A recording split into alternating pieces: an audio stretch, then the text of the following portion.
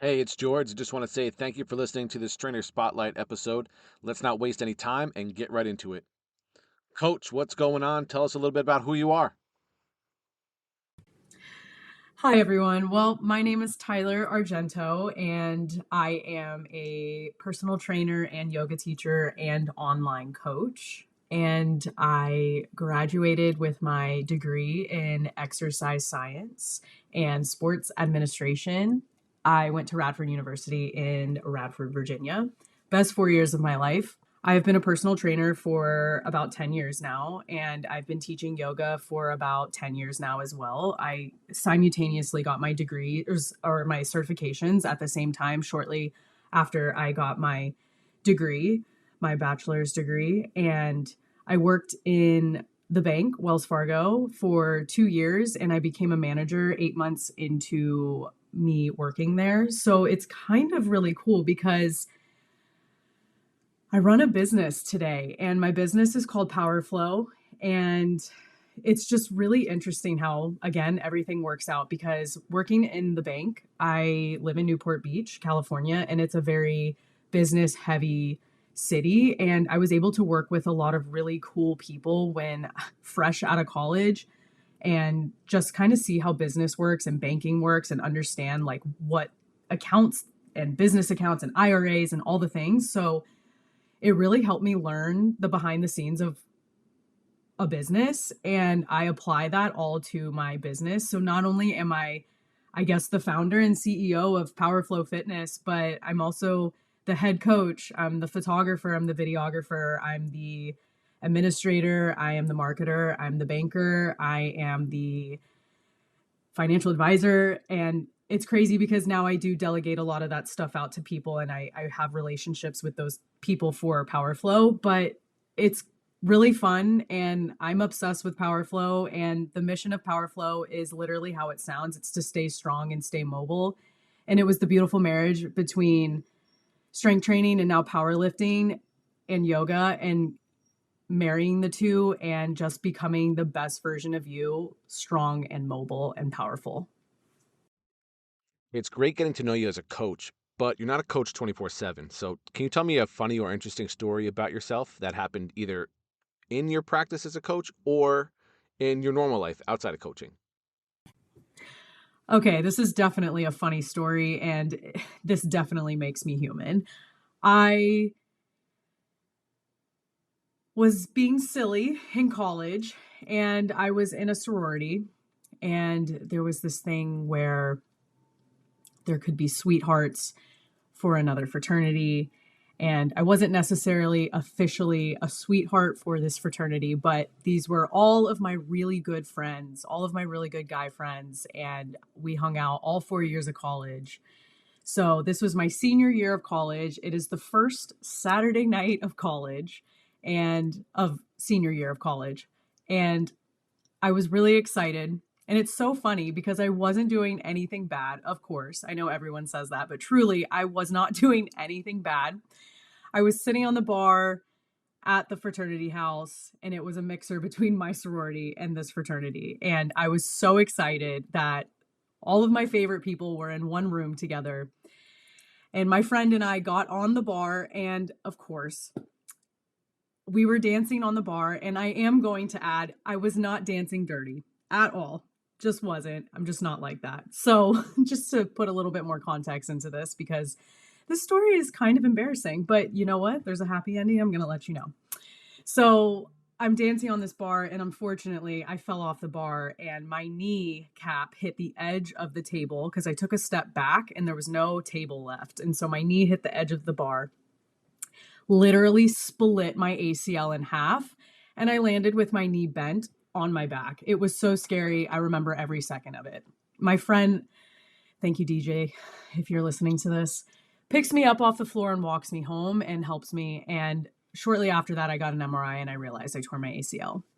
So I've been an athlete my entire life, and I was a competitive figure skater. I was the captain of my basketball team. I played field hockey and was one of the top scorers of the team. I'm telling you, I did it all athletically, and I never hurt myself. So leave it to my first Saturday night of senior year of college, being too excited and hurting my knee. But little did I know back then, I thought it was the end of the world. And it was actually the catalyst to me becoming into the personal trainer and the coach that I am today. What strategies do you use to attract and retain clients in your personal training business? I think we can all learn from each other here, and we'll probably find some answers to be quite similar to one another. But I'm really interested to hear what strategies and things you use to get new clients and keep the ones you currently have. This is such a great question because running a business is heavily relied on sales, especially when you work for yourself. You are running the show, you are running your own paycheck, which is kind of scary in a way, but it's true. So, for people like myself who struggle with the idea of having to sell something or that they don't want to come across as salesy or it makes them uncomfortable to try to approach or pitch or sell personal training, or just anything in general, but personal training, it's hard. I understand that. So the way I look at it and the way I've looked at it is, I'm going to humbly say this, but this should explain a lot. I have had a lot of my clients from anywhere between 4 to 10 years. So I've retained almost 95% of my clients in the entire time I've been training. And I'm really lucky and I'm really grateful for that. But the way that I do that is I don't look at personal training as sales.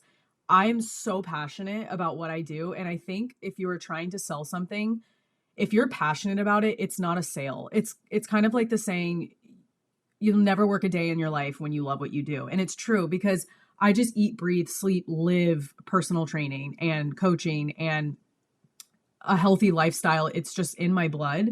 So I passionately can have that conversation with people and it doesn't come across as salesy. It's truly just me explaining something and a method and a philosophy that I truly believe in, that I believe that everyone needs in order to stay healthy, because I do it every single day and I have a story and I came through that story with this method.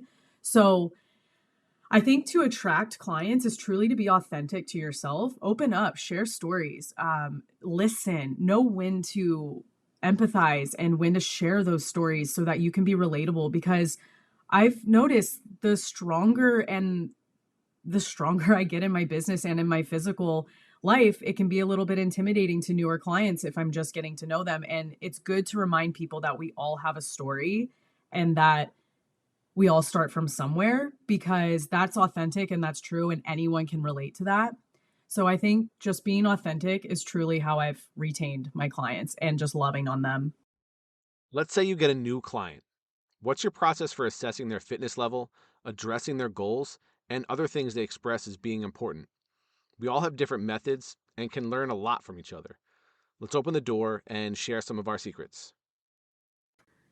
So there's two different ways that I do this. If I am assessing a client in person, I'm going to go through all the major directions of movement. So I'm going to go through a squat pattern, a hinge pattern, a press pattern, a pull pattern, a carry, some sort of conditioning pattern. I'm going to watch how they walk, their gait, those types of things. And then also, before we even get into the physical, I'll sit down with them and I'll have either a phone call with them or we'll sit down and talk for like 20 to 30 minutes and just collect some data and get to know each other.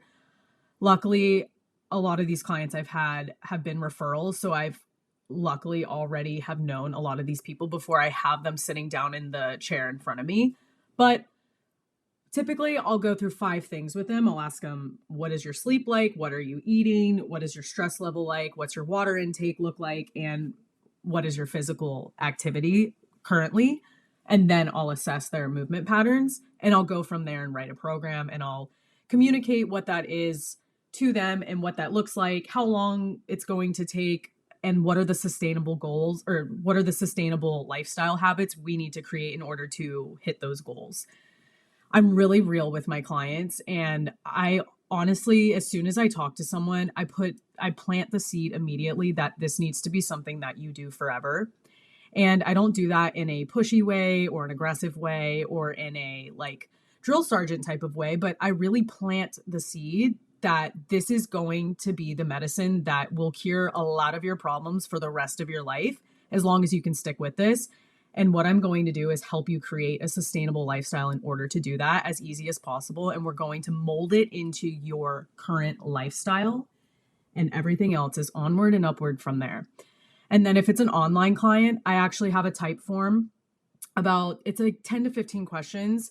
And I encourage them to tell me as much as they can because it's online. So I get to know them as best that I can. We'll have a phone call or a Zoom call. We'll get to know each other in person more. And then I will either put them in PowerFlow's standard programming, depending on what their physical level is after our conversation, or I will write them a one-on-one program. And I check in with them once a week through a Loom video to do the exact same things I do with my in-person clients. I'm a huge fan of continuing education, and I'm building FITLETE to give trainers more efficient access to education that solves their clients' problems. We all look at problem solving differently, and taking different courses, obtaining certifications, and going to new conferences can help us learn from one another. How do you continually develop your skill set as a trainer? I love learning about anything health and wellness, personal training, coaching, physical therapy, you name it. I am obsessed. So, I hold a few certifications. Like I said earlier, I have my degree in exercise science and sport administration. And then after college, I took my personal training certification through NASM. And then I also was simultaneously working on my RYT, which is my registered yoga teacher training certification. I took my 200-hour. And then after that, I started working at Equinox, and you go through their own intensive schooling and certifications and training. So I went through that, learned a lot through that. And then after that, I started working for myself officially. And I was able to kind of pick and choose what I wanted to start learning and dabble in things, which was really fun. So in the past 2.5 years, I've taken a few things. I took my PPSC, pain performance specialist certification, which was a lot of fun, met some good people. And then shortly after that, because I wanted more, I took my PPSC programming and training modalities, which is basically just like another certification learning about effective training and programming and why you do certain things and when you should do certain things and when you should progress and regress and all the things, which was super fun. I love stuff like that. And then just throughout that few years, I was doing some weekend certifications to kind of stay up to date on my yoga. And I was doing like 10 to 12-hour weekends. I did 4 or 5 of those. So I have an extra 50 hours in my yoga training. And then I took Katie Dabrowski. She is an amazing physical therapist, doctor. And I met her. She's great. She's awesome. She's super smart. She is the GOAT of physical therapy. But I am honored. I took her certification about 6 months ago, which was a lot of fun. And then just because I'm obsessed with health and wellness and coaching and physical therapy and all the things, I listen to a lot of podcasts from really credible people. I try to dabble in a lot of like nutrition articles. I'm not a nutritionist, but I am very, very interested in it. And then I have my coaches and my mentors that I follow, and just my own experience in sport and athletics and personal training. The fitness industry is rapidly evolving before our eyes. How do you envision your personal training business evolving with it in the next few years? I'm really excited to hear what you have to say about this because we have to plan for the future and a future we want for our business.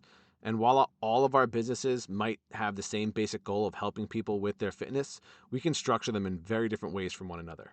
This is a loaded question and I love it, but I love thinking about the future of PowerFlow. So currently I do train 20 to 25 in-person sessions per week, Monday through Friday. And I run the online business in the other hours of the day. But what I envision is possibly taking on maybe 2 to 4 more in-person clients, as long as it fits into the schedule, because my schedule is typically 5 a.m. to 2 p.m. And that's outside of my own training, which is powerlifting. And that's definitely part of the business too. So that's important that I make time for that as well.